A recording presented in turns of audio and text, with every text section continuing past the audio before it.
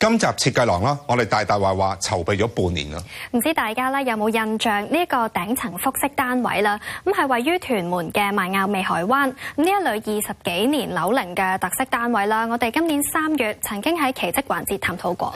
嗱，業主話啦，對呢個單位係一見鍾情㗎，不過內籠咧實在太殘舊，會大裝修，而且由於業主要求特別啊，我哋當然唔放過，一直追訪啦。就係呢個海景令到業主一見鍾情，可以飽覽青山灣，遠望赤鱲角機場。佢最大嘅優點就係夠光猛，同埋一個好大嘅海景，令到喺度住嘅人好舒服。所以普通嘅設計其實都唔會太差，但係如果要令屋主滿意嘅話，一個特別嘅設計係少不免嘅。客廳外接116尺嘅平台，石屎圍欄冇得改，只可以修飾。單位實用面積788尺，玄關隔離就係複式樓梯嘅位置，形成有一邊斜牆，加上天花嘅橫梁，令到只得8尺7寸嘅樓底再跌一級。入門口嘅位置感覺壓迫，要諗辦法修飾。客廁喺上一層，上手改裝過，比例相當闊落，但就有啲嘥位。主人房同細房打通咗，面積接近180尺，另外仲有間細房。不過業主一家3口連工人，要偷位加建工人房至得。至於設計風格上，業主要求特別，佢要遮晒所有嘅電器啦，遮晒啲多餘嘅窗戶啦，遮晒一啲工具嘅東西，要用先見到。所以佢我最大嘅花費嘅精力就喺點樣考慮遮晒呢一啲工嘅設施嘅時間上邊咯。除此之外，就要考設計師嘅創意先滿足到佢啦。佢話俾我聽，要最當代嘅設計，要人哋嚟到呢間屋之後，要成日都記到呢一間屋係佢嘅嗰間屋，人係見唔到嘅。設計師阿偉最中意創新，尤其是中意用不規則嘅幾何設計。今次目標係要幫屋主打造令人一見難忘嘅獨特風格。咁最當代嘅設計咧，即係要最啱潮流、最時興，咁仲要一見難忘，會唔會好誇張啊？嗱，正因為咁啦，吸引我哋好想開下眼界啊！除咗要解決將電器收埋嘅要求之外啦，難得係特色戶啊嘛，當然亦都要將優點發揚光大啦。享有臨海過百尺平台，當然要好好善用。除咗將石屎圍欄掃上一層藝術油漆，營造粗糙效果，更重要係將海景帶入屋。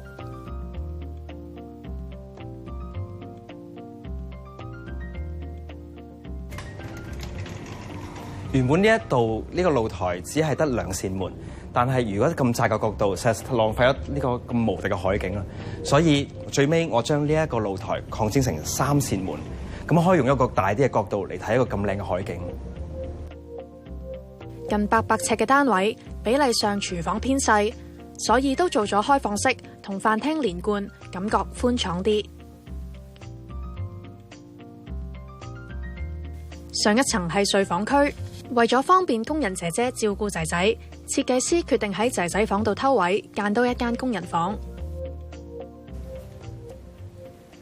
仔仔房嘅原則本來會嚟到呢一度嘅，但係由於戶主想仔仔同埋工人有各自嘅空間，所以我喺仔仔房嗰度間多咗個空間出嚟，俾姐姐等佢哋2個都有各自嘅天地。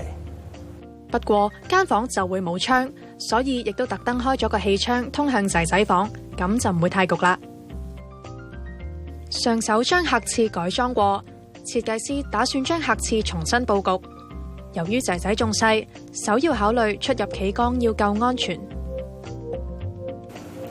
洗衣機嘅位置原本係企缸嘅位置，但係如果係咁嘅話，馬桶會令到出入嘅人好唔方便，所以我將洗衣機同埋企缸倒轉咗位置，方便出入之餘，仲會安全一啲。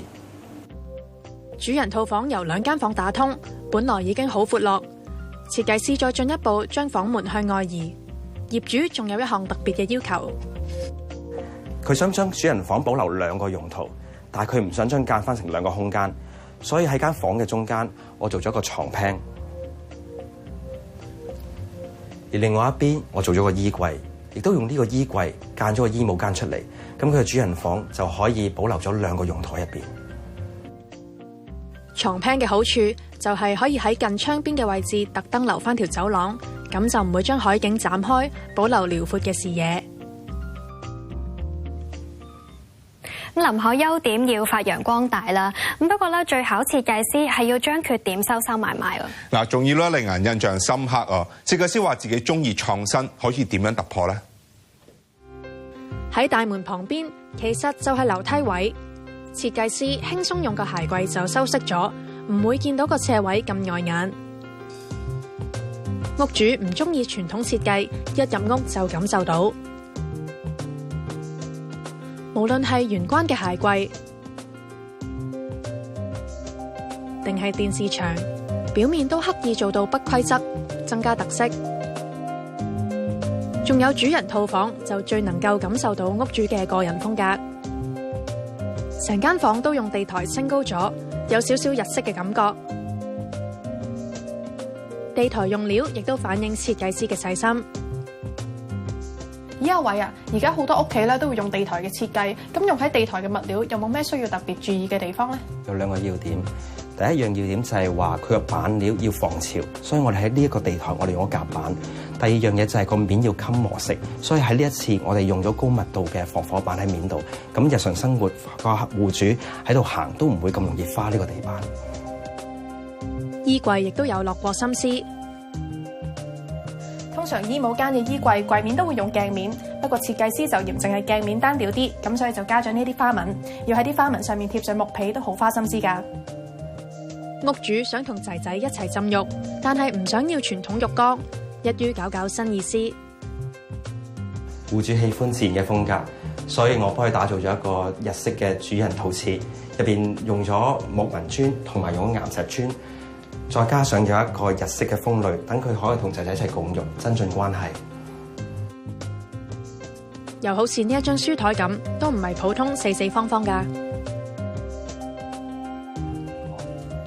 屋主唔想要將傳統嘅書台咁單調，咁所以設計師就特登喺度做咗一張梯形嘅書台，咁呢一度做窄啲就可以方便出入啦。亦都內置化妝燈兼埋做梳妝台。隔離嘅仔仔房同日式嘅主人房好唔同，好似間玩具屋咁。屋主仲揀咗大對比嘅藍色同黃色，色彩繽紛，充滿童真。走廊擺個飾櫃，可以放下擺設、獎狀，亦都用盡空間增加儲物嘅地方。牆身都唔會嘥咗，掛上電子相架，可以同到訪嘅朋友分享家庭照。房同埋廁所都用晒隱藏門，秘訣就係門嘅飾面切割要計得好準。又好似工人房咁，床下面有櫃桶向外拉，房門點開一樣100%準確。如果唔係，就會頂住開唔到。客廁望落平實，亦都隱藏咗個細心嘅設計，專為貪靚嘅屋主而設。呢一個唔係一個普通嘅鏡櫃，其實佢兩邊嘅櫃門咧係向內開嘅，咁就可以左中右3邊都照到晒啦。複式單位罕有，樓梯自然成為設計嘅重點。阿偉啊，成間屋嘅設計花得最多心血、最多時間喺邊度呢？一定係呢堂樓梯，因為正常嘅屋嘅樓底只得8尺嘅好，只夠9尺。但係呢一度嘅樓底最高嗰度可以有成層半高嘅樓層高度，所以喺施工上係一個好大困難，亦都係呢個工程最大嘅挑戰。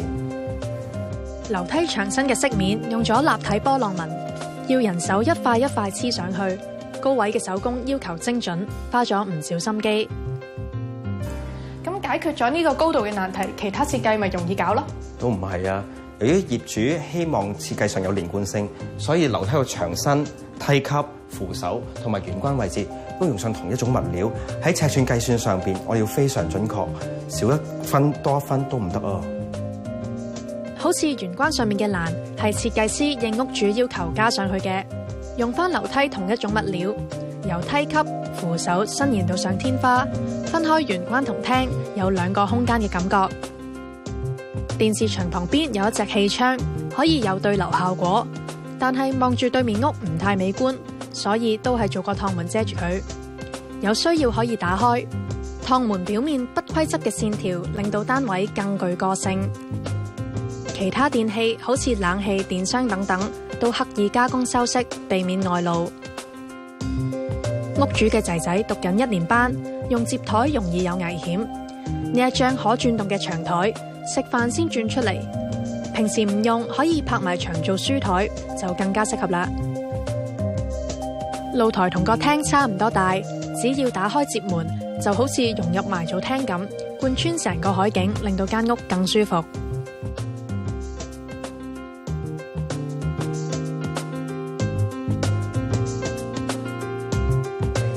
參觀完嘅設計啦，有冇令你一見難忘呢？